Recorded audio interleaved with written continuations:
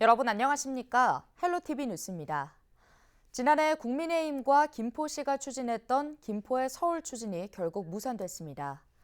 앞서 국민의힘은 UCT 프로젝트 특위를 구성하고 지난해 11월 김포시의 서울 편입 특별법을 발의했는데요. 이후 21대 국회 임기 내에 주민투표 실시를 추진했지만 주민투표 시한이었던 2월 9일을 넘기면서 김포의 서울 편입은 무산됐습니다. 주민투표법상 총선 60일 전인 2월 10일부터 4월 10일 총선일까지는 주민투표를 할 수 없습니다. 김포시는 오는 2026년 지방선거를 서울시 소속으로 치르는 것을 목표로 서울 편입을 지속 추진한다는 방침입니다.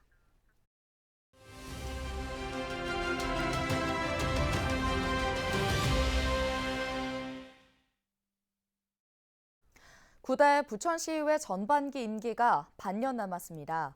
원도심 환경 개선과 GTX-B 상동 변전소 논란 등 부천시와 협력해 해결해야 할 다양한 지역 현안들이 많습니다. 올해는 새로운 의장단과 상임위원장을 선출하는 과제도 있었는데요. 신년을 맞아 최성훈 부천시의회 의장을 만났습니다.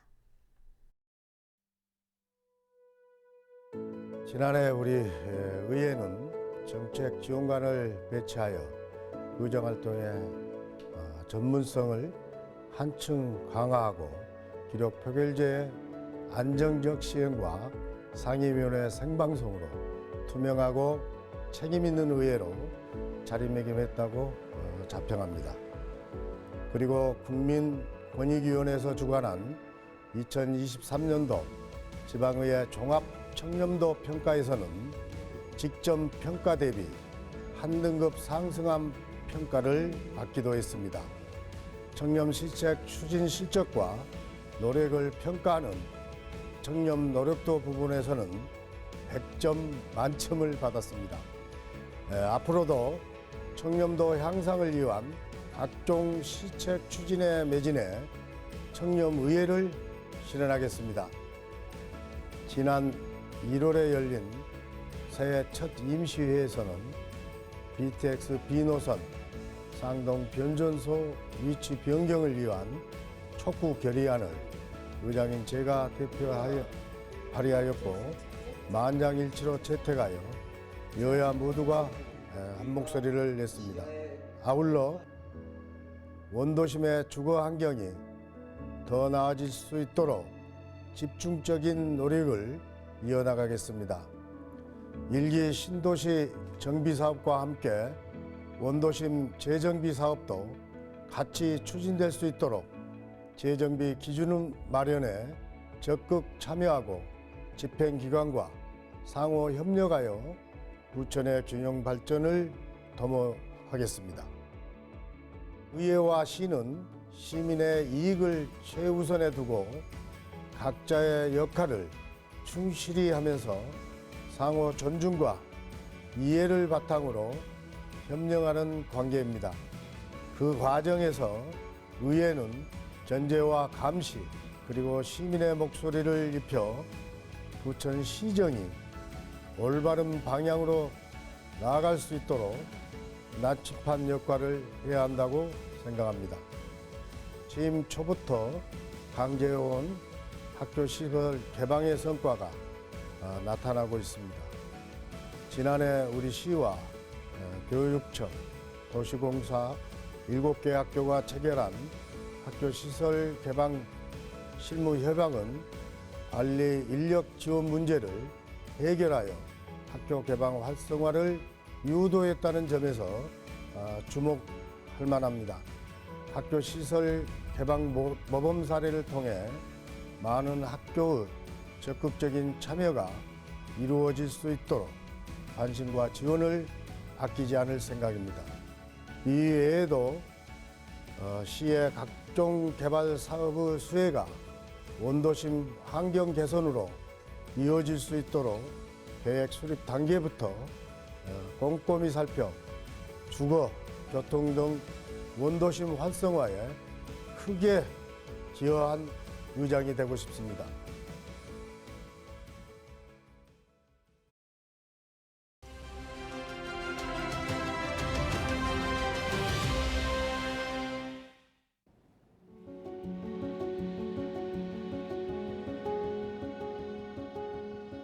의료계가 의과대학 정원 확대에 반발해 총파업 초읽기에 들어간 모습입니다. 비상대책위원회 체제로 전환한 대한의사협회가 15일 전국 곳곳에서 대규모 궐기대회를 예고했는데요.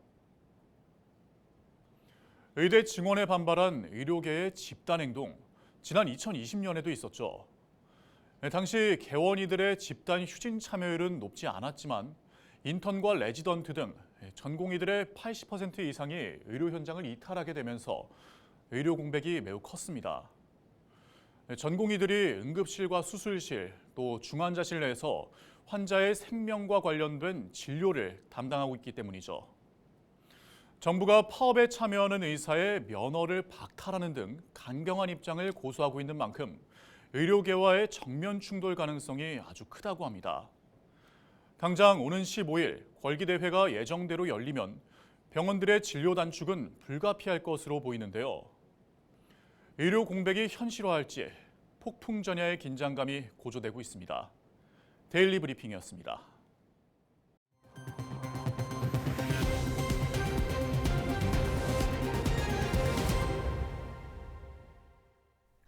인천 미추홀구 일대에서 대규모 전세 사기를 벌인 일명 건축왕 남모 씨가 1심에서 징역 15년을 선고받은 데 불복해 항소했습니다.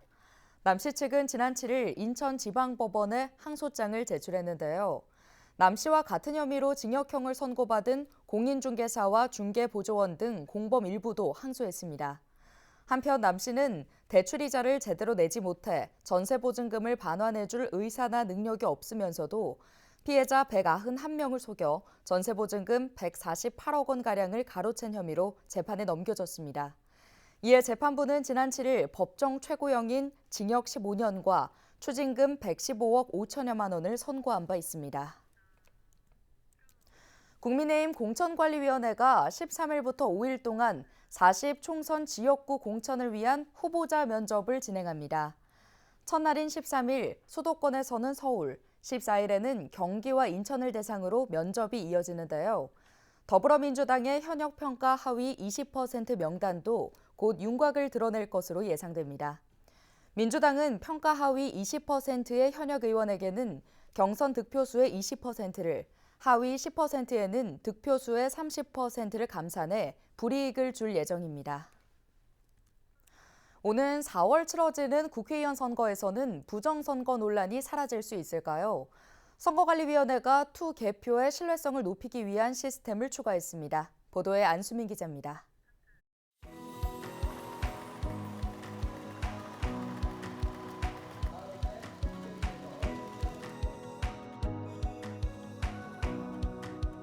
가상의 투표용지가 자동 분류기를 거쳐 기호별로 나뉩니다. 개표 사무원들이 투표지를 받아들고 한 장 한 장 넘기며 후보와 정당을 확인합니다. 오류가 없는지 사람의 눈으로 일일이 다시 점검하는 수검표 절차입니다. 수검표가 끝난 뒤 투표용지가 다시 심사개수기를 거치면 집계가 마무리됩니다. 선관위는 선거의 신뢰성을 높이기 위해 이번 총선에서 처음으로 수검표를 도입합니다. 유권자 입장에서는 개표 결과를 늦게 알게 되는 불편함이 있을 수 있으나 선거의 신뢰성과 정확성 확보를 최우선 가치로 두고 국민이 안심하고 투표에 참여할 수 있도록 하기 위해 마련하였습니다. 이 과정이 추가되면서 심사집계부 인원이 기존보다 늘어나고 선거 결과를 확인할 수 있는 시간은 투표장별로 2시간에서 3시간가량 더 소요될 것으로 예상됩니다. 부정선거 의혹을 없애기 위해 도입된 또 다른 장치는 CCTV입니다. 사전투표함과 우편투표함 보관 장소에 CCTV를 설치해 누구나 볼 수 있도록 하는 것.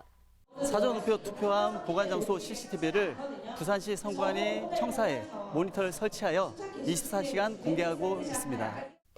사전투표가 조작됐다, 투표함이 바뀌었다라는 등 선거 때마다 투개표 절차에 의혹이 불거졌습니다. 이번 총선에서는 이런 조작 논란이 사라질지 주목됩니다. 헬로티비 뉴스 안수민입니다. 인천 지역 종합소득 평균값이 전국 17개 시도 중 최하위권인 것으로 나타났습니다. 국회 기획재정위원회 소속 양경숙 더불어민주당 의원이 국세청에서 제출받은 시도별 종합소득 신고 현황 자료를 보면 2022년 인천의 종합소득 평균값은 2,627만 원입니다. 종합소득은 이자와 배당, 사업, 근로, 연금, 기타 소득을 합산한 소득을 의미합니다.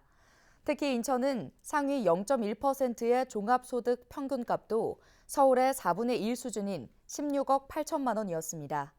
서울의 상위 0.1% 종합소득 평균값은 64억 8천만 원, 경기도는 19억 6천만 원이었습니다. 인천의 종합소득 중위값은 전국 평균 1,444만 원보다 근소하게 높은 1,446만 원입니다. 한편 전국에서 소득 격차가 가장 심한 곳은 서울로 상위 20%가 하위 20%보다 64.9배의 소득을 거둔 것으로 조사됐습니다. 전기료와 난방비 등 공공요금이 오르면서 인천 시민들의 부담이 커지고 있습니다. 경인지방통계청의 2023년 12월 및 연간 인천시 소비자 물가 동향을 보면 지난해 같은 달과 비교했을 때 전기와 가스, 수도 등 공공요금이 8.9%가량 상승했는데요.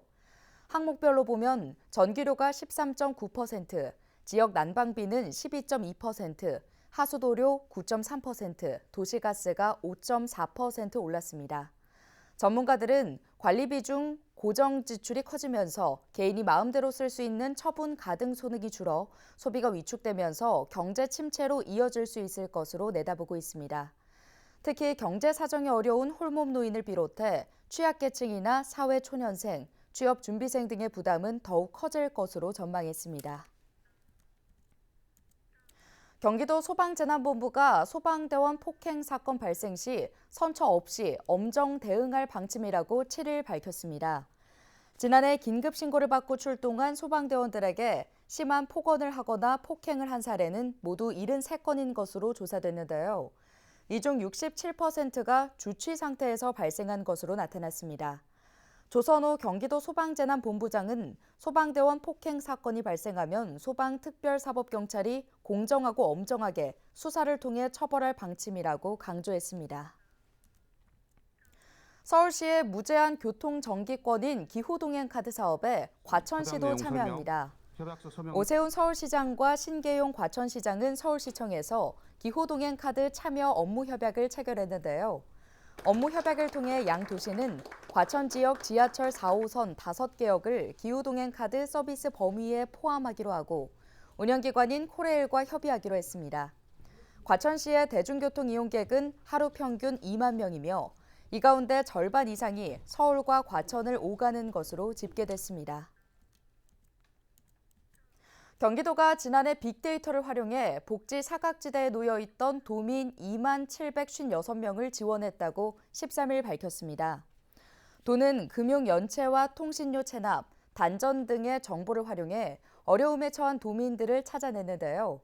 찾아낸 도민들에게는 공적 급여를 지원하는 한편 사회복지 공동모금회 등 민간 자원도 연계했습니다.